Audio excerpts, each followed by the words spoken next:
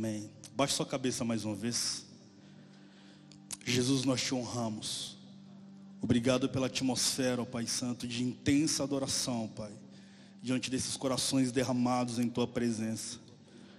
Jesus, eu oro para que os nossos corações sejam uma harpa onde só o Senhor toque, Deus. Espírito Santo, nós clamamos, nos devolva a Jesus nessa noite. Devolva os nossos sentimentos a Jesus nessa noite. Espírito Santo, nós clamamos, devolva a nossa mente, a nossa razão a Jesus nessa noite.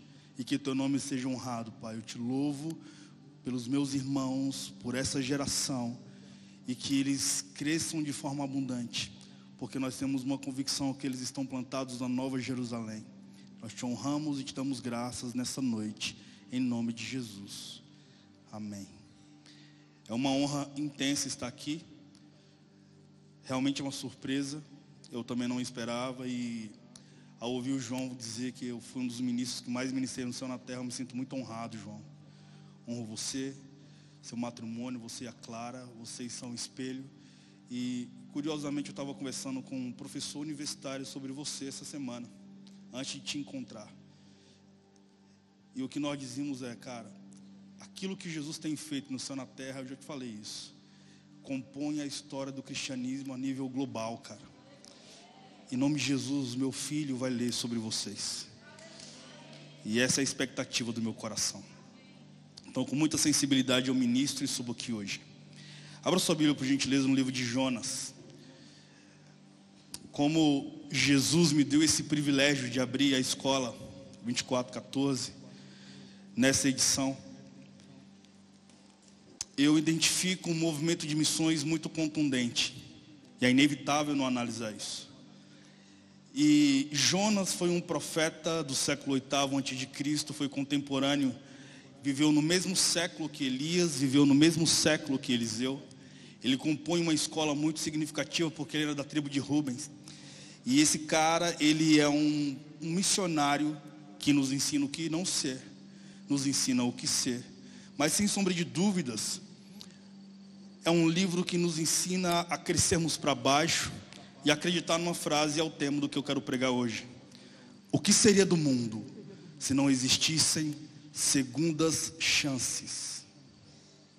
O que seria de nós se você não tivesse a oportunidade de ressignificar o que você fez?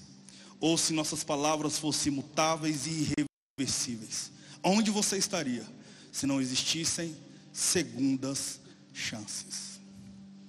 E diante da carruagem que somos, que levamos a glória de Deus, porque de fato Ele é a majestade santa, por que não evidenciar a graça da segunda chance aos miseráveis existenciais que encontram paternidade no colo do arquiteto lá do trono?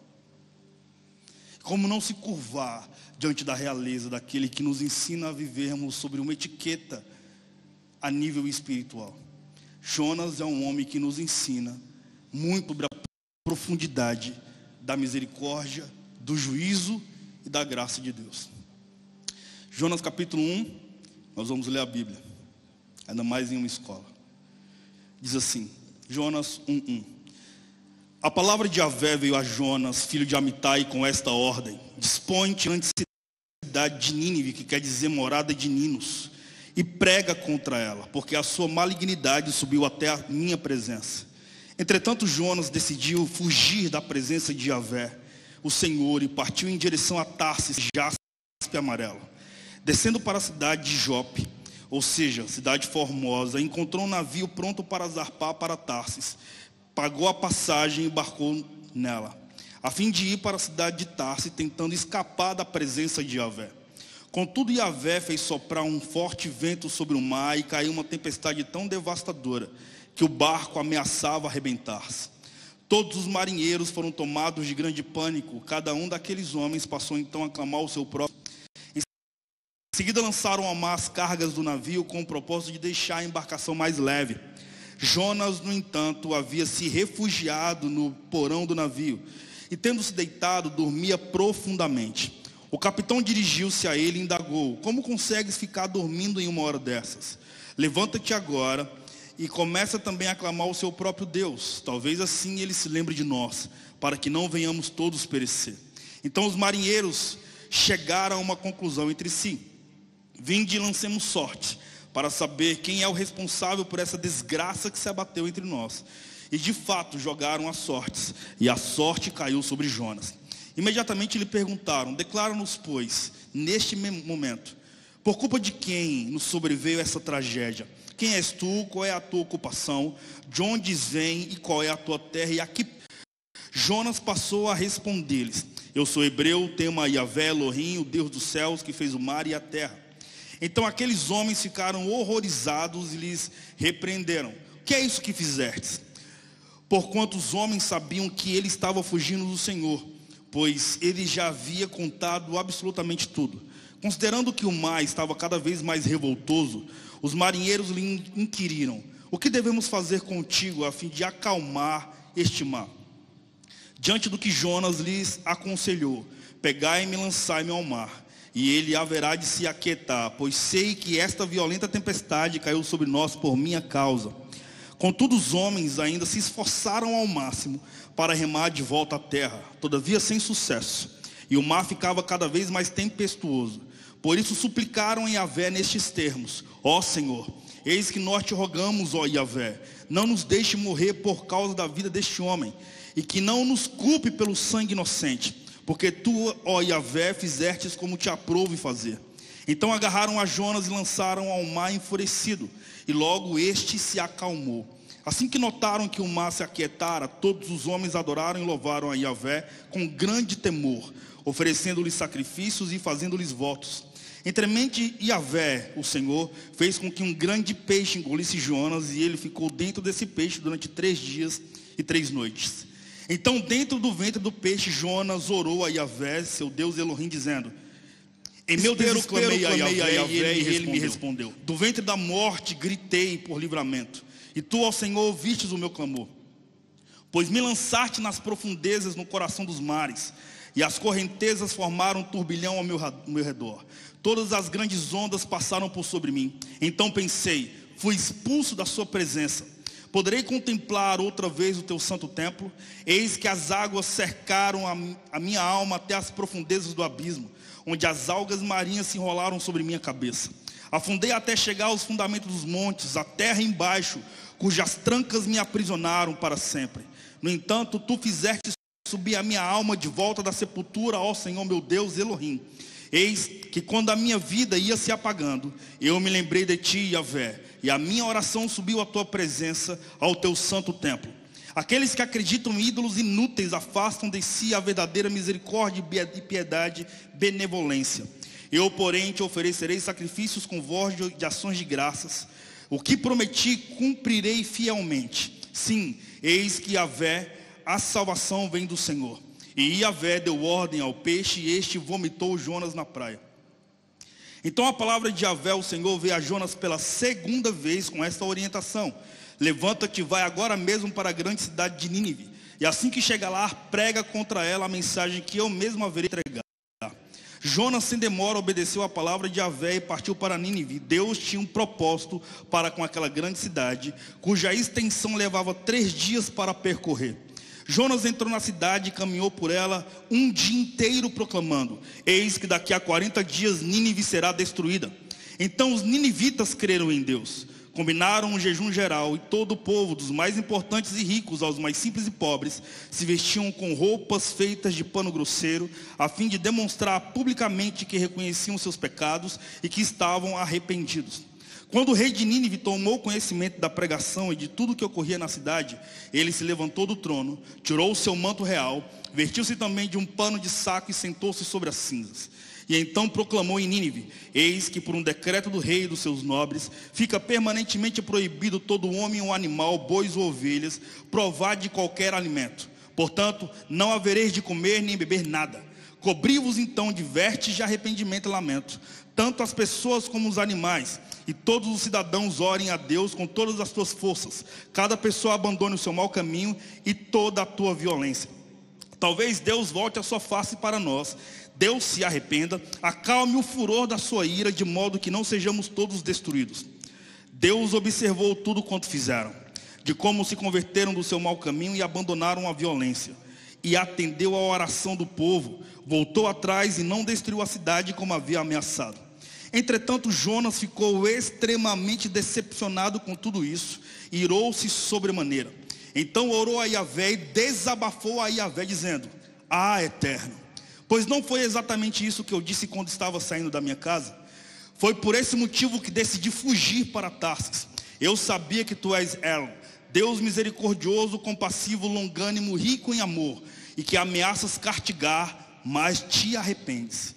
Ó Yahvé, agora portanto tira a minha vida, eu te rogo. Afinal, para mim é melhor morrer do que continuar vivendo. E Yahvé, o Senhor, lhe questionou: Tens alguma razão para se deixar enfurecer dessa maneira, Jonas? E Jonas saiu para consolar-se no lugar a leste, oriente da cidade. Ali armou uma tenda e sentou-se debaixo dela à sombra, até ver o que mais aconteceria à cidade. E Yahvé Elohim, Deus, fez crescer uma espécie de mamoneira sobre Jonas, a fim de oferecer mais sombra e conforto à sua cabeça, livrando-o do calor excessivo. E Jonas ficou bastante alegre por causa da planta. Todavia, no dia seguinte, ao alvorecer, Deus enviou uma lagarta que atacou o arbusto, que sendo frágil secou. Logo que apareceu o sol, Deus trouxe um vento oriental muito quente e seco, e o sol fustigou a sua cabeça, ao ponto de ele quase perder os sentidos. E por isso ele desejou morrer, e então exclamou: Ah, para mim seria melhor morrer do que continuar vivendo. Contudo, Deus questionou Jonas outra vez: Tens algum motivo para estares tão furioso por causa dessa planta? Ao que replicou Jonas: Sim, tenho. Estou tão irado a ponto de preferir morrer. Entretanto, Yahvé ponderou-lhe: Ora, Jonas, tens compaixão dessa planta, embora não tenhas cuidado dela. Não a fizestes crescer nem a podastes. Ela simplesmente nasceu numa noite, na outra noite morreu. Por outro lado, Nínive tem mais de 120 mil seres humanos que não sabem discernir entre a mão direita e a mão esquerda, tampouco entre o bem e o mal, além de muitos animais inocentes. Não haveria eu de ter pena dessa grande cidade?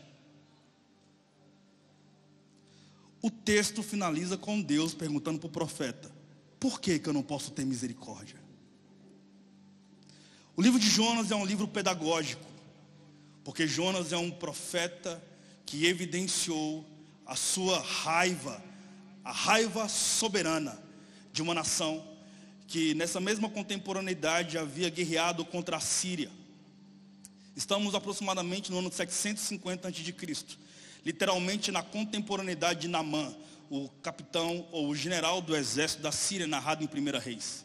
Quando a Síria invade Israel, e um homem portentoso, cheio de medalhas por causa de seu comportamento bélico, quando ele chega em Nínive, ele tem a oportunidade de festejar, dizendo: Nós vencemos contra a nação que honrava o Deus poderoso nas batalhas. E a Bíblia diz no livro de 1 Reis que o próprio Deus deu a nação de Israel na mão de Naamã. A Síria então havia conquistado muitos escravos, porque havia conseguido dizimar toda a nação de Israel. Jonas estava com muita raiva dessa nação que havia humilhado a sua pátria. Portanto, no capítulo 1, Deus ordena Jonas pregar contra a cidade, a capital da nação que havia dizimado a nação de Israel. O que fazer quando Deus te manda pregar contra o seu inimigo? O que fazer quando o arquiteto da sala do trono, que conhece você com riqueza de intimidade, afinal de contas, tudo que existe em nós compõe o cardápio da superinteligente obra do Criador. E ele te conhece com riqueza de detalhes da pele para dentro. Porque da pele para fora, qualquer maquiagem pode decorar a tua cicatriz, irmão. Agora, da pele para dentro, a maquiagem que pode esconder a sua cicatriz é impotente na arte de estancar a hemorragia da tua alma. Por isso que quando Deus vem sobre nós, Ele te conhece com riqueza de detalhes da pele para dentro. Um ambiente que nem a minha esposa conhece. Só Deus. O sensacional é que o Senhor diz para Jonas logo no capítulo 1: vai e prega contra a cidade que humilhou você. E Jonas fica revoltado. Quando você pega a geologia bíblica, você percebe que Nínive ficava do lado sul do mundo mesopotâmico. Tarsis ficava do lado norte. Jope, eu e o João tivemos a honra de ir a Jope. Nós tivemos um momento chamado Awake Jerusalém lá em Israel e fomos a Jope. a cidade pela qual Jonas pegou a embarcação porque era uma cidade portuária. Também cidade pela qual Pedro ressuscitou Dorcas, aquela que é narrada em Atos capítulo 11. Ok, Jonas então vai até Jope, pega a embarcação e vai para outro lado da jornada. No capítulo 1, nós vimos a fundamentação de Deus dizendo a realidade de um missionário que foge da missão. O que o missionário sente quando foge da missão? Entra no barco e descansa. Fundamentação bíblica de Jonas, capítulo 1. Todo missionário em paz provavelmente seja aquele que esteja fugindo da missão. E aí, querido, está em paz? Jonas, capítulo 1. E a Bíblia diz que Jonas é jogado ao mar logo quando finaliza o capítulo 1. E por que eu amo ler a Bíblia? Eu sou pastor de uma igreja chamada 70 vezes 7. Porque eu acredito que o arrependimento não é um ato de cinismo. O arrependimento é um fenômeno. Ainda mais para um homem independente. Eu realmente acredito que quando Jesus analisa o ser humano da pele para dentro, e ele observa características de arrependimento, acontece exatamente o que está narrado em Lucas capítulo 15, versículo 7. Quando ele diz, eu vos afirmo que haverá maior alegria nos céus por um pecador que se arrepende, do que por 99 justos que não necessitam de arrependimento. Os céus não celebram quando você tem um fusquinho e você sobe um monte para o Senhor te dar uma Land Rover. Se isso não mudou o teu coração, você estava indo para o inferno de fusquinha, mas agora tu está indo para o inferno de Land Rover. Deus celebra um fenômeno que nenhum comportamento científico pode produzir no coração do homem, chamado arrependimento. É tão poderoso que os céus festejam. Porque tocar suas emoções, cara, música que significa domínio da mente pode provocar, ativando emoções. Agora, a mudança de mentalidade é um fenômeno tão característico para o homo sapiens, o homem que pensa, que até o arquiteto de todos nós diz, vamos celebrar. Porque os descendentes de Adão mudaram a mentalidade. Nossa, irmão. Capítulo 1 então diz que Jonas foge da missão, fica em paz. E acontece algo para quem é acadêmico, para quem pensa, diz, será que é folclórico o cara ficar 3 dias no ventre de um peixe? E eu acredito que existe uma mente inteligente por trás de tudo que existe em relação à criação. E eu sempre digo, respeite a inteligência de Deus, irmão. Ele que disse a Jó, onde é que você estava quando eu disse às ondas do mar, venha só até aqui. Quem é você, descendente de Adão, para questionar o meu amor? E aí, Jonas é lançado ao mar. Capítulo 2, e eu acredito muito nisso, e eu amo a palavra de Deus, cara. 2020, 2021 foi um tempo que eu cresci para baixo e nasci de novo, de uma forma muito significativa. Eu nasci quando eu vi o meu bebezinho nascendo. A minha esposa está aqui, Samantha, talvez seja a mulher mais doce que eu já conheci. De verdade. Mas sabe quando eu me apaixonei profundamente por minha esposa? Não foi quando eu vi ela maquiada, foi quando eu vi ela indo para o parto. Quando eu vi ela no apogeu de sua vulnerabilidade e o meu bebê com quase 5 quilos nascendo. E ela, Leide como é, sabendo que ia viver um momento muito vulnerável, eu vi ela controlando suas emoções, porque mulher incrível é aquela que tem inteligência emocional até para derramar lágrima. Quando o Miguelzinho nasceu, eu olhei para o meu bebê e nunca mais me esqueci do amor. Meu Deus, o amor estorguê, amor de pai para filho, aquele que eu nunca havia sentido. Lembra dos 4 amores? Amor ágape, amor de Deus com a humanidade. Amor eros, amor entre homem e mulher. Amor Filadélfia, amor filhos, amor entre amigos. E agora eu fui batizado com amor estorguê, amor de pai para filho. Nossa, irmão. Meu bebezinho e minha esposa, no apogeu da vulnerabilidade feminina, eu dizendo, mano, é com essa mesmo, pai. Só que o parto foi de boa. Treta é o resguardo. Muito sofrido. Minha esposa ficou quase 7 dias sem dormir. os seios deu um nódulo de leite. E eu, que sempre fui utópico, dizendo, vou ter princesa maquiada 24 horas. E minha esposa, muito mais vulnerável agora no resguardo, eu massageando os seios para quebrar os nódulos de leite.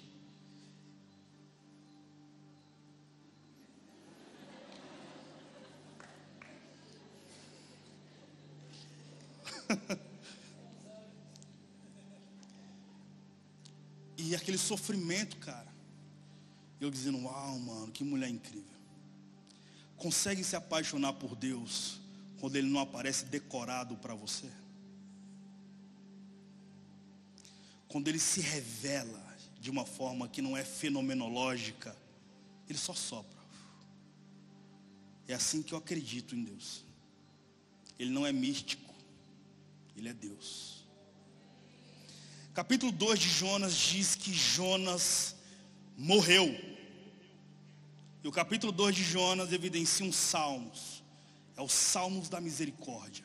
Ou você acha, irmão, que é possível um ser humano ficar 3 dias no ventre de um peixe e ficar vivo? Impossível isso acontecer. Capítulo 2 diz que Jonas ressuscitou. Por isso que é bom você ler. Porque não existe a possibilidade de sabotar o texto. Capítulo 2 diz assim: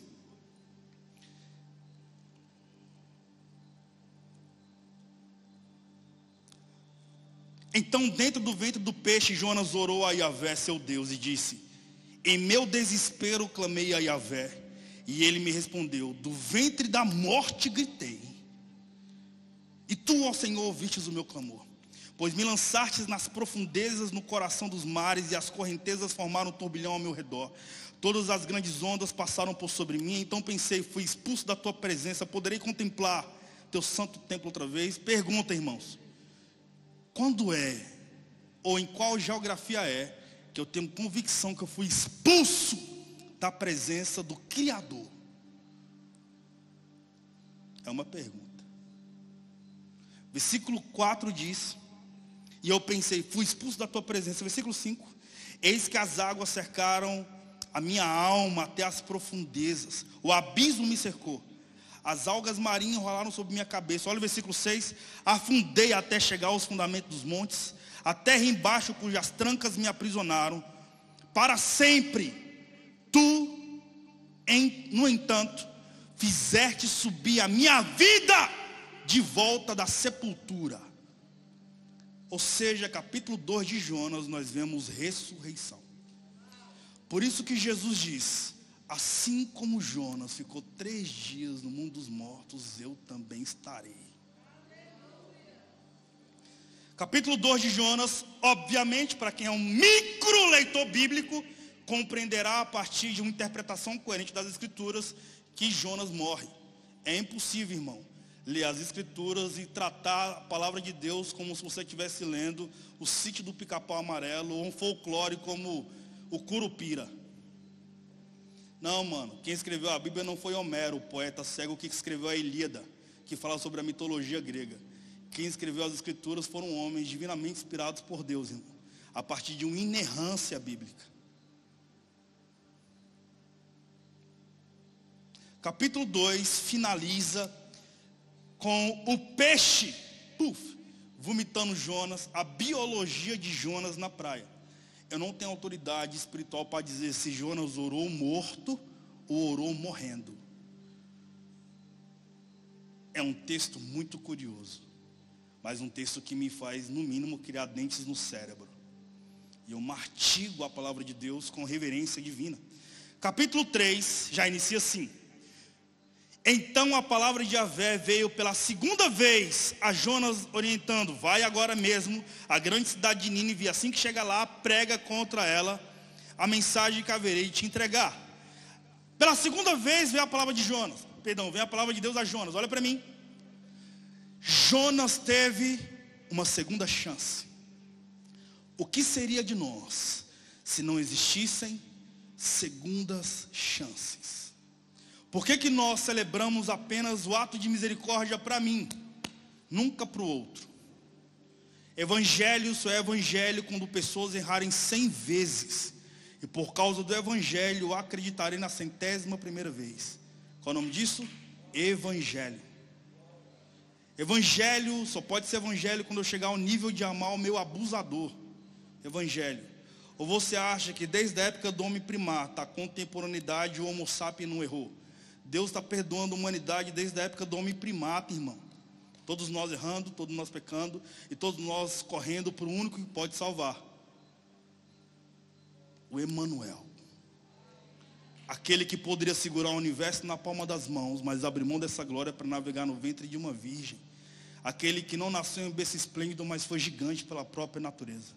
Aquele que não parece contigo, aquele que é único, irmão. Foi aquele que se revelou a Pedro.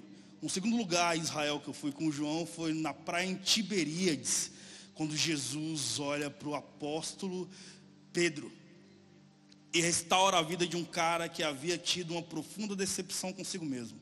Lembra de Pedro?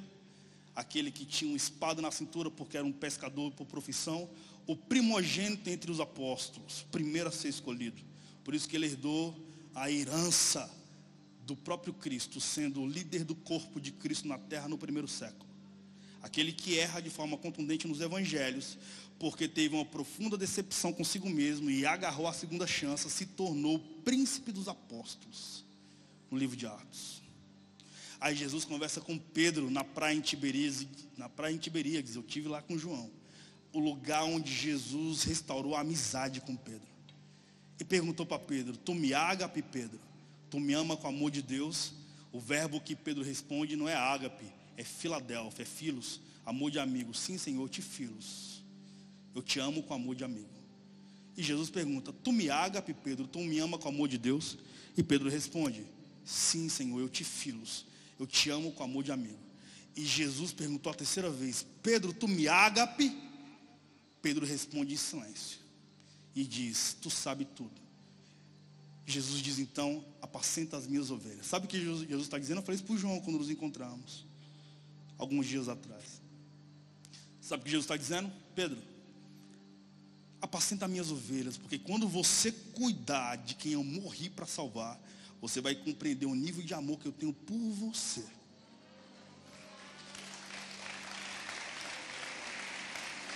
O que seria de nós se não existissem segundas chances? O que seria do nosso ministério? O que seria do profeta Jonas se não tivessem segundas chances? Porque ele agarra a segunda chance, sabe o que acontece? Ele vai a Nínive com toda a ousadia, porque ele não quer perder a oportunidade de honrar a segunda chance. E o texto diz no versículo 2 do capítulo 3: levanta-te agora mesmo e vai à grande cidade de Nínive, e assim que chegar lá, prega contra ela a mensagem que eu mesmo haverei de te entregar. E Jonas, sem demora, obedeceu a palavra de Javé e partiu para Nínive. Deus tinha um propósito para com aquela grande cidade, cuja extensão levava 3 dias para percorrer. Jonas entrou na cidade e caminhou por ela um dia inteiro, 24 horas, proclamando: eis que daqui a 40 dias Nínive será destruída. Então os ninivitas creram em Deus, combinaram um jejum geral, e todo o povo, dos mais importantes e ricos, dos mais simples e pobres, se vestiram com uma roupa feita de pano grosseiro, a fim de demonstrar publicamente que reconheciam seus pecados e estavam arrependidos. Quando o rei de Nínive tomou conhecimento da pregação e de tudo o que ocorrera na cidade, ele se levantou do seu trono, tirou o seu manto real, vestiu-se também de pano de saco e sentou-se sobre as cinzas. Então proclamou em Nínive: eis que por um decreto do rei e dos seus nobres, fica permanentemente proibido todo homem, um animal, bois ou ovelhas, provar de qualquer alimento. Portanto, não havereis de comer e beber nada. Cobri-vos de vestes de arrependimento e lamento, tanto as pessoas quanto os animais. E todos os cidadãos orem a Deus com todas as tuas forças. Cada um abandone o seu mau caminho e toda a tua violência. Talvez Deus volte a sua face sobre nós. Se arrepende e acalme o furor da sua ira, de modo que não sejamos todos destruídos. Olha o versículo 10. Deus observou tudo o que fizeram, como se converteram do seu mau caminho, abandonaram a violência e atendeu à oração do povo. Voltou atrás e não destruiu a cidade como havia ameaçado. Olha que sensacional. 3 evidências relevantes na fundamentação do capítulo 3 de Jonas. Repete comigo: juízo, misericórdia e graça. No capítulo 3 nós temos juízo, temos misericórdia e temos graça. A palavra de Deus profética é juízo. Jonas expressa o juízo contra a cidade: vou destruir você. Mensagem profética é destruição. Profeta bíblico de Gênesis, Apocalipse, ou desde o início dos reis até João Batista, nenhum profeta enviou pombo correio para mandar mensagem a partir de pombo correio. Profeta que é profeta vai na cara, brother, e fala dentro dos olhos. Profeta bíblico nunca enviou pombo correio. Por isso que você vai ver profeta morrendo. Porque se profeta falar na cara, profeta pode até morrer, brother. Mas essa é a ousadia de um profeta. Fala e representa aquele que tem os olhos como chama de fogo. Profeta. E a Bíblia diz que Jonas vai, velho.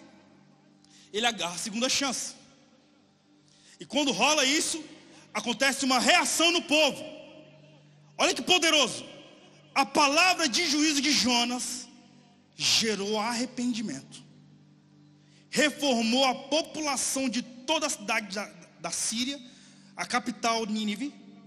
A pregação de juízo de um profeta reformou o poder executivo, poder judiciário, poder legislativo na pessoa da monarquia, o rei, a ponto de ter uma cláusula extra na Constituição de Nínive. Eu decreto que haja um arrependimento de todos os homens, dos seus homens aos animais, que todos não comam nada. Ora, por que um animal deve ter a possibilidade de se consagrar? Segundo a psicanálise de Freud, existe uma possibilidade em que o Homo sapiens pode se tornar o Homo bio. Só existe uma forma em que o homem que pensa pode se tornar um animal irracional: é em estado de libido, estado de fome ou em estado de guerra. Coloque então o teu animal irracional para se consagrar. Assim, talvez Deus volte atrás com a sentença de juízo. E a Bíblia diz que a pregação de um profeta que teve segunda chance gerou redenção e arrependimento em toda uma população. Qual é a função de um missionário? A não ser trazer os mendigos da eternidade para sentar no banquete do grande rei. Porque na mesa onde Jesus senta, é a mesa onde se senta filho de princesas e filhos de escravos. Nessa mesa todos nós somos chamados de reino e sacerdotes. Pode aplaudir o nome de Jesus. Capítulo 3 finaliza com o versículo 10. Deus observou tudo o que fizeram, como se converteram do seu mau caminho, abandonaram a violência e atendeu a oração do povo. Deus voltou atrás e não destruiu a cidade como havia ameaçado. Olha para mim. O que é juízo? Olha para mim. Juízo. Repete comigo. Juízo. Sabe o que é juízo? Juízo de forma pedagógica é: o Gil merece um raio na cabeça. Quando eu saio na rua, puf, raio na cabeça terei. Eu tenho o que eu mereço. Juízo. O que é misericórdia? Misericórdia é quando eu sei que raio na cabeça terei e eu faço de tudo para mudar a sentença do juiz contra o réu. Então eu me arrependo. E meu ato de arrependimento demonstra uma mudança de vida radical. E Deus vem com misericórdia. O que é misericórdia? É quando o Gil merece o raio na cabeça. E quando eu saio para a rua, sabendo que eu vou receber raio na cabeça, não acontece nada. Misericórdia. Eu não recebo o que eu mereço. E o que é graça? Graça é quando o Gil merece um raio na cabeça. E eu oro, mas embora eu ore, eu realmente mereço o juízo. E quando eu saio para a rua, eu me despeço de toda a minha família e digo: eu vou morrer. E vou para a rua esperando um raio na cabeça. E quando eu chego na rua, nem nublado tá. Ué, tem um sol lindo. Uma criança vem, me puxa e me dá um beijo na careca. Nossa, o carinho de alguém puro, irmão. E de repente eu recebo uma mensagem dizendo: acabei de depositar 10 mil no seu Pix. O que é graça? Eu recebo algo tão grande que eu não posso merecer, não mereço. Por que eu tenho? Não sei, mano. É graça de Deus.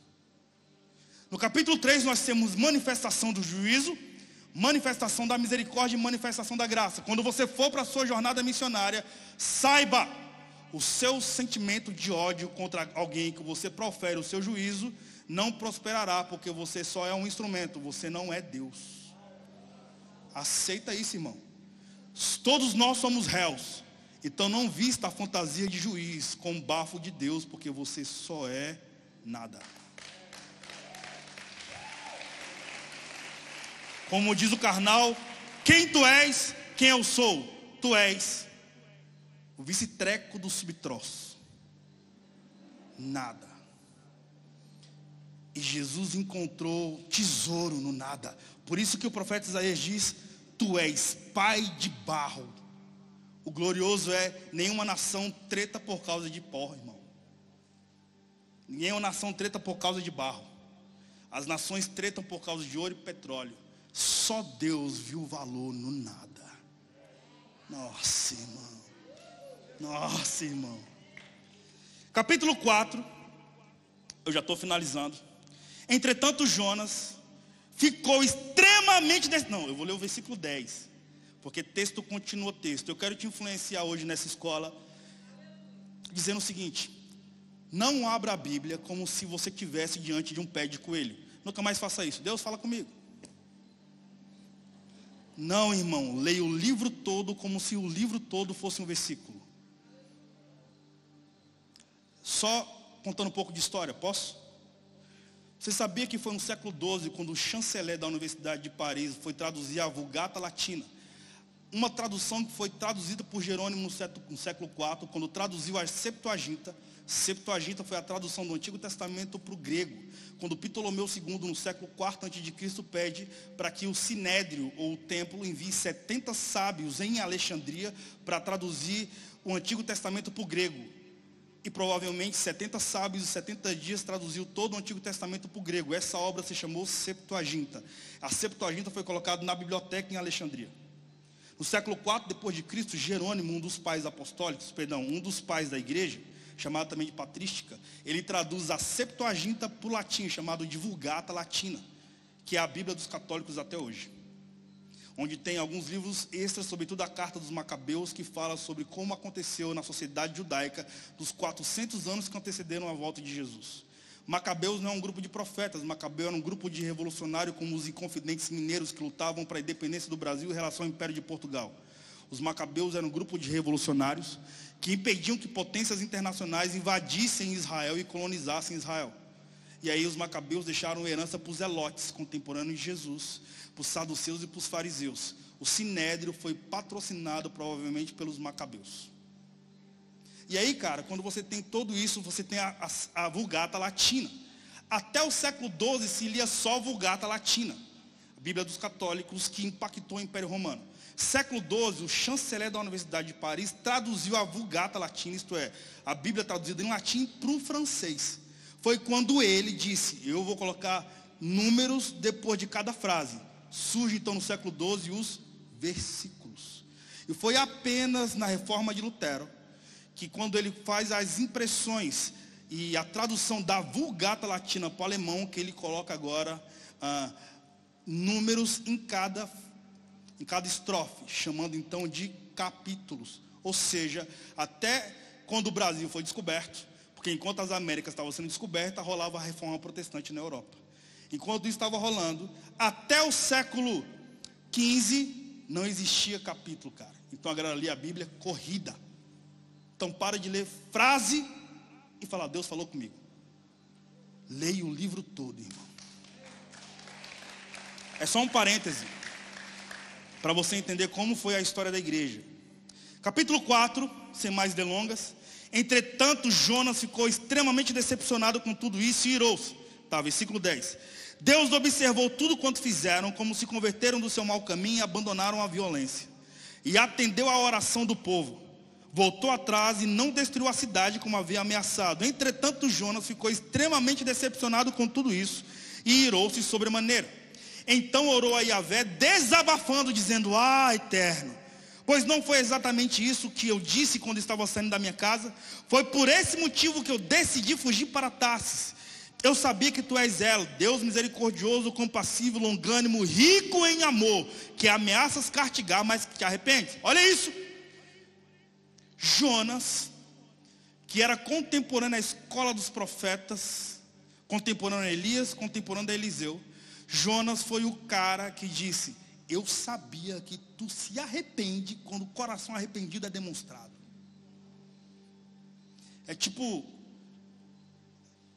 É necessário devolver a coisa principal para a coisa principal. Porque quando você tira a coisa principal da coisa principal, o principal deixou de ser principal. Devolva o principal para o principal. Mano, o principal vai brilhar, porque o principal chegou, que é o próprio Deus. Perceba que a palavra gera uma palavra que traduz tudo de forma significativa.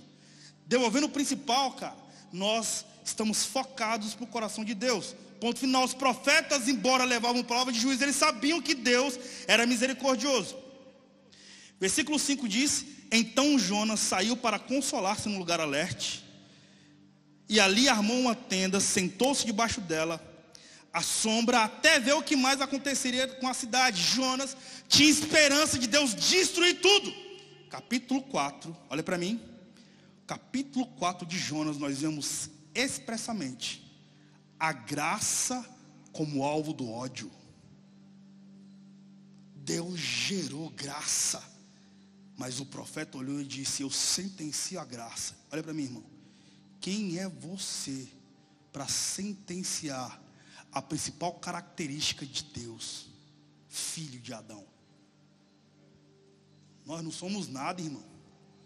Jonas é um profeta que é um modelo que nós não devemos ser.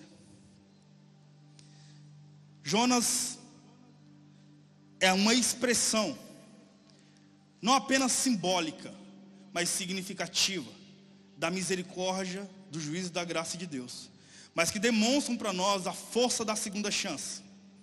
É aquele que teve segunda chance, mas quando Deus foi dar a outra oportunidade, ou mais uma oportunidade para agora um coletivo de pessoas, ele ficou injuriado. Ele não celebrou o fato do colo de Deus também caber o seu próprio inimigo. A misericórdia de Deus, eu vou finalizar com o que eu vou dizer em seguida. Se for possível o time de adoração chegar e subir. No Evangelho nós temos algumas expressões muito contundentes. Fala sobretudo que Jesus foi convidado para a casa de um fariseu. O Evangelho de Lucas no capítulo 7 fala sobre isso. Um fariseu convida Jesus para Jesus sentar-se à mesa. E sentar à mesa para um judeu é algo muito nobre, literalmente devolução de dignidade. E Jesus entra na casa do fariseu. Automaticamente, a notícia de que o próprio Messias está na casa de um homem relevante social, a nível social, traz pecadores aos pés do único que pode perdoar. E a Bíblia diz que uma mulher com um vaso de alabastro cheio de perfume entrou na casa daquele fariseu. E ela sentou atrás, numa época histórica, onde mulher não tinha lugar à mesa. Por isso que há muitos relatos no Novo Testamento que a mulher sentava ao chão, porque na mesa só se sentavam homens, naquele comportamento histórico de 2000 anos atrás. E a Bíblia diz que ela começou a chorar, e ela lavou os pés de Jesus com as próprias lágrimas. A Bíblia também diz que ela enxuga as lágrimas com os cabelos, e a Bíblia também diz que ela, após lavar os pés de Jesus com a substância mais nobre que existe na humanidade, que são as lágrimas, ela então perfuma os pés de Jesus. E o fariseu pensa no seu coração: se esse homem fosse realmente profeta, bem saberia que nível de mulher é essa. És uma pecadora. E Jesus te conhece da pele para dentro, irmão. Jesus escuta, porque ele é o Deus onipotente, onisciente, onipresente. E aí, o Senhor Jesus propõe uma parábola, porque Jesus vem com esses textos filosóficos e diz: então, um credor tinha duas pessoas endividadas. Um devia 500 denários e o outro devia 50 denários. E o credor decidiu perdoar ambos. Fariseu, quem você acha que ficou mais agradecido? E o fariseu responde: aquele que a dívida era maior. Aí Jesus diz assim: pois bem, aquele que muito é perdoado, muito ama. O amor por essa mulher, o amor que essa mulher demonstra, é muito nobre. Então, era tradicional eu chegar na tua casa e você lavar as minhas mãos. E desde quando eu cheguei aqui, essa mulher não para de lavar os meus pés com as lágrimas. Era tradicional você passar, ou melhor, você lavar os meus pés. Mas desde quando eu cheguei aqui, além da mulher chorar, lavar os meus pés com as lágrimas, ela enxuga com os cabelos. E ela não para de perfumar os meus pés. Eu te digo que aquele que pouco é perdoado, pouco amor demonstra. O sensacional é que o texto fala sobre segundas chances. E o poderoso, cara, é que se você for mergulhar na sociologia do texto, você perceberá que a nível judaico, os cabelos de uma mulher eram um órgão íntimo, semelhante ao seio da mulher na contemporaneidade. A mulher estava expressando o mais nobre, puro da sua intimidade para Jesus. E ela foi sentenciada por isso. Mas o que é o sistema religioso diante do poder amoroso e perdoador de Jesus? Nessa noite, cara, como é o primeiro dia, essa foi a palavra que eu senti confiadamente no meu coração, em liberar nessa noite para vocês. E o que eu sinto, hoje eu vim com minha família, vim com minha esposa, vim com meu bebê. Porque eu quero que meu filho cresça nesse ambiente. Quando o ministro chegou aqui e pediu para nós levantarmos os braços como ato de primeira manifestação profética, eu levantei meu filho. E quando eu levantei, eu falei: Senhor, hoje eu tomo de herança a porção do céu na terra para o Miguel.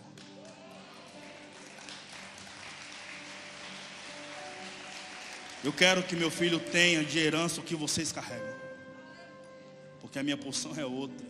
E eu sou muito abençoado e sou um admirador da porção que o Senhor derrama aqui.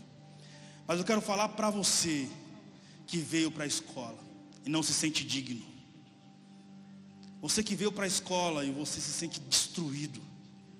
O que seria do mundo, irmão, se não existissem segundas chances?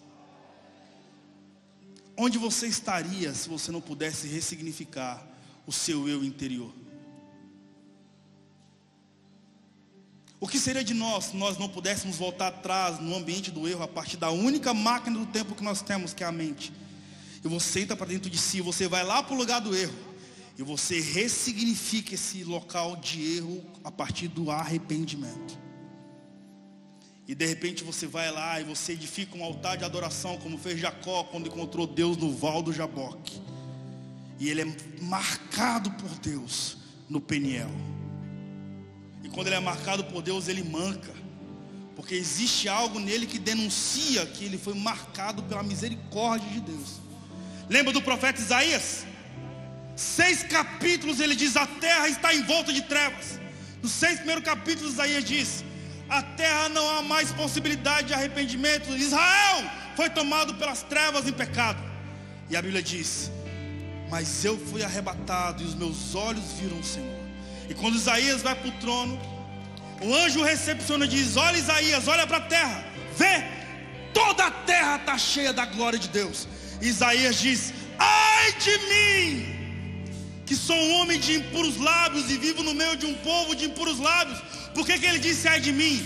Porque foram 6 capítulos dizendo a terra está em trevas. E quando ele vai para os céus, ele vê a partir de uma nova ótica: não, mano, a terra não está em trevas, toda a terra está cheia da glória de Deus. E a Bíblia diz que um anjo pega uma brasa do altar de Deus com uma tenaz, com uma pinça. A biologia do anjo não suportava a brasa do altar de Deus, mas ele pega aquela brasa com a tenaz e queima o lábio do profeta com a brasa que saiu do trono de Deus.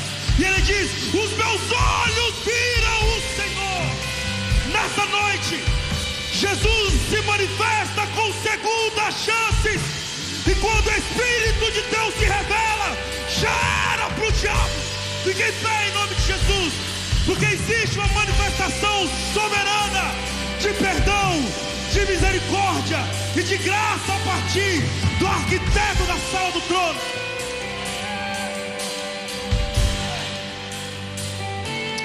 Como é o primeiro dia, E eu sinto liberdade no Espírito. Se essa mensagem é para você e você diz: eu agarro a segunda chance como Jonas agarrou, eu agarro a segunda chance como Nínive agarrou, sai do seu lugar, cara, vem aqui à frente, e que juntos nós venhamos edificar o altar de adoração a Jesus.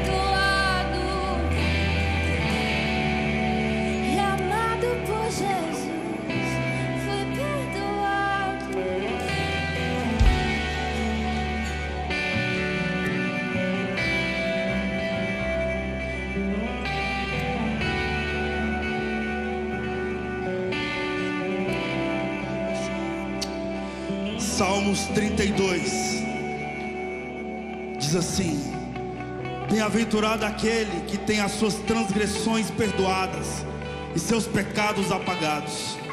Como é feliz aquele a quem o Senhor não considera iníquo, cuja alma não há hipocrisia. Enquanto mantive os meus pecados inconfessos, meus ossos apodreceram e a minha alma se agitava em angústia, pois dia e noite a tua mão pesava sobre mim, e as minhas forças se desvaneceram como seiva em tempo de seca. Confessei-te o meu pecado ao Senhor, reconhecendo a minha iniquidade, e não encobri as minhas culpas. Então declarei: confessarei as minhas transgressões ao Senhor, e tu perdoastes a culpa dos meus pecados.